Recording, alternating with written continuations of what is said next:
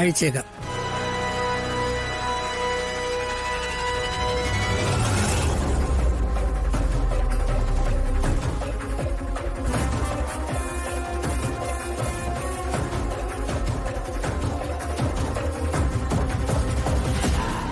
നിങ്ങൾ ആരാ? ഞാൻ ആരാണ്? ഇത് തന്നെയാണ് ബുദ്ധനും ശങ്കരനും ഒക്കെ ചോദിച്ചത്. ഞാൻ ആരാണ്? ശ്രീരാമകൃഷ്ണ പരമഹംസരോട് സ്വാമി വിവേകാനന്ദൻ ചോദിച്ചതും ഇത് തന്നെയാണ്. ഞാൻ ആരാണ്? ഞാൻ ഈ അണ്ഡഘടാക സൃഷ്ടിക്ക് ആധാരമായ ആദിമൂല മേഘപാളികളിലും ഞാനുണ്ടായിരുന്നു. ഈ ബ്രഹ്മാണ്ഡ സീമകൾക്കുള്ളിൽ കാന്തവീജികളായി വീശിയതും ആലക്തിക സ്ഫുരണങ്ങളായി ചിതറിയതും ഞാൻ തന്നെയാണ്. ആദിസമുദ്രങ്ങളിൽ അമീബയായതും അമിനോ ആസിഡ് ആയതും ഞാൻ തന്നെയാണ്. അംബികയെ അറിയാം. അംബികയുടെ അന്തകനായി ജനിച്ച ഈ മകനെയും അറിയാം.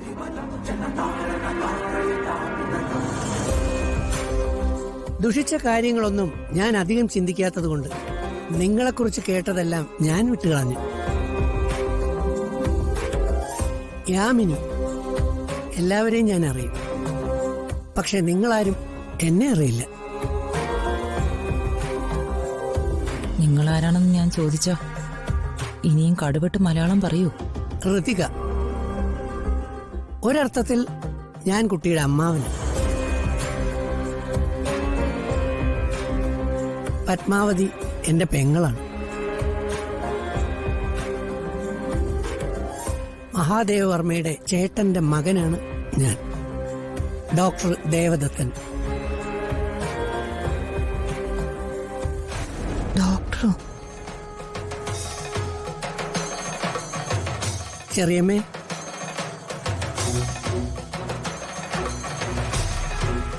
എന്റെ പ്രതീക്ഷ തെറ്റിയില്ല. നീ വരുമെന്ന് ഞാൻ പ്രതീക്ഷിച്ചിരുന്നു. നിങ്ങൾക്കാർക്കും ദേവദത്തനെ ശരിക്കും മനസ്സിലായിട്ടില്ലെന്ന് തോന്നുന്നു. ഇതാണ് ലോകമെമ്പാടും അറിയപ്പെടുന്ന പ്രശസ്തനായ ഡോക്ടർ ദേവദത്തൻ. ഇവനെ ശരിക്കും അലോപ്പതി ഡോക്ടറാ. അതുകൂടാതെ കുറേയേറെ ഡോക്ടറേറ്റും ഉണ്ട്. എന്റെ ഭർത്താവ് മഹാദേവവർമ്മയുടെ ചേട്ടൻ രാജശേഖരവർമ്മയുടെ മകനാണ്. ഇയാളൊരു ഡോക്ടറാണെന്ന് പറയുന്നത് സത്യമാ. പക്ഷേ വെറും MBBS അല്ല, പലതരം PhD. ഇംഗ്ലീഷ് മെഡിസിൻ മാത്രമല്ല, ആയുർവേദമൊക്കെ നന്നായിട്ട് അറിയാം. പക്ഷെ ആളൊരു വട്ടനാ. ഇന്ദ്രജാലവും മായാജാലവും എല്ലാ കുന്തവും അറിയാം. അല്ല, ഇയാൾ അമേരിക്കയിലാണെന്നൊക്കെ പറഞ്ഞത് നേരാണോ? ഇയാളങ്ങനെ ഒരു രാജ്യത്ത് മാത്രം ഒതുങ്ങി നിൽക്കുന്ന ആളല്ല. America, Australia, Japan, China, Nepal, Sri Lanka, അങ്ങനെയുള്ള എല്ലായിടത്തും. ഞാൻ ഇയാളെ കുറിച്ച് ഒത്തിരി അത്ഭുത കഥകൾ കേട്ടിട്ടുണ്ട്. നേരാണോ നുണയാണോന്ന് അറിയില്ല. അല്ല, വല്യമ്മാവനെ ഇയാൾ എഴുന്നേപ്പിക്കുമെന്നാ എന്റെ പേടി. അതാടാ എന്റെയും പേടി.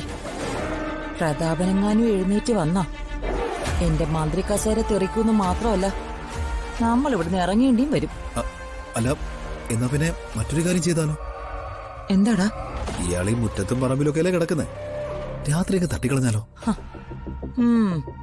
നീ അങ്ങോട്ട് ചെല്ല്.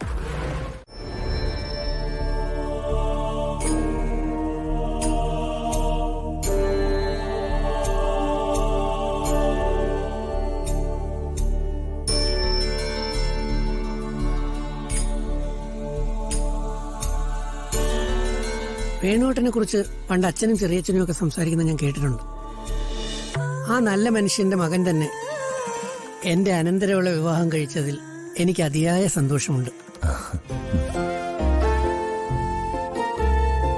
അച്ഛന്റെ കാര്യത്തെ പറ്റി സാറൊന്നും പറഞ്ഞില്ല. സാറോ? അമ്മാവൻ. ഞാൻ നിന്റെ അമ്മാവനാ മോളെ. അങ്ങനെ വിളിച്ചാൽ മതി. അമ്മാവൻ. ഉം. സത്യം പറഞ്ഞാൽ ബന്ധങ്ങളുടെ എല്ലാം വേരുകളും കെട്ടുകളും പൊട്ടിച്ചുപോയ വെറുമൊരു സന്യാസിയാണ് ഞാൻ. സംതൃക്കായ ന്യാസം, അതാണ് സന്യാസം.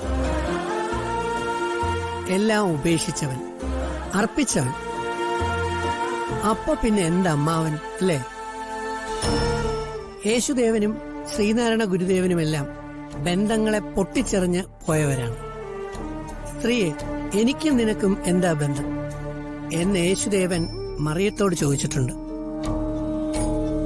പക്ഷെ ഏതൊരു മനുഷ്യനും കർമ്മബന്ധങ്ങളുടെ വേരുകൾ തേടി ഒരിക്കൽ വരേണ്ടി വരും. പ്രതാപന്റെ നാഡീവ്യവസ്ഥകളെല്ലാം ഒരുമാതിരി തകർന്ന മട്ടാണ്.